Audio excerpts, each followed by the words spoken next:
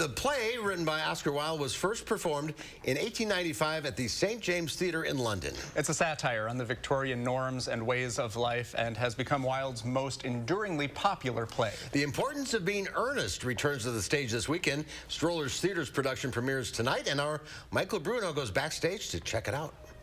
Good afternoon, dear Algernon. I hope you are behaving very well. I'm feeling very well, Aunt Augusta. That's not quite the same thing. In fact, the two things rarely go together. First of all, it's Victorian England, which is hilarious in its own right in a lot of ways. You have interesting accents, and you have interesting costumes, and the people are amazing.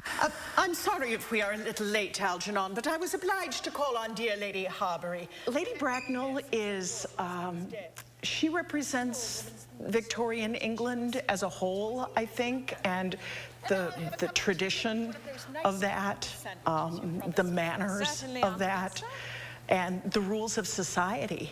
Where are the cucumber sandwiches, Lane? I ordered them specially.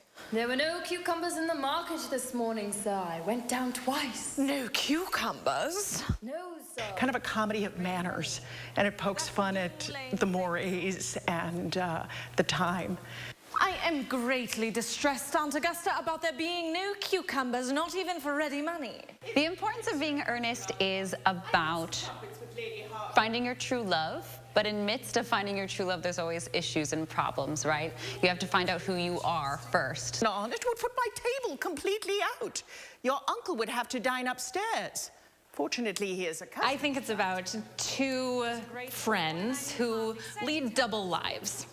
And they are interested in getting as much out of their lives as possible. Algernon Moncrief is a gentleman who wants to really have as much fun in his position as he can. I am one of those rascals who has a double life and has been leading a double life for quite a while, and it's been working out great. It is very strange. This Mr. Bunbury seems to suffer from curiously bad health. Yes, poor Bunbury is a dreadful invalid. Well, I must say, Algernon, that I think it is high time that Mr. Bunbury made up. I play Gwendolyn, so Gwendolyn is definitely a woman of high class and high stature, and she finds her love in Ernest.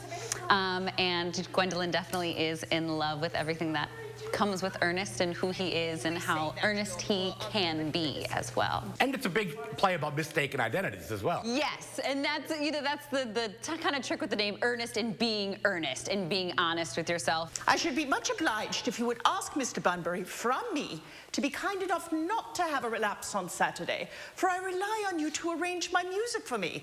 If you like drawing room comedy, if you like wit, if you like romance, physical comedy, then you're gonna love the show. Of course, the music is a great difficulty.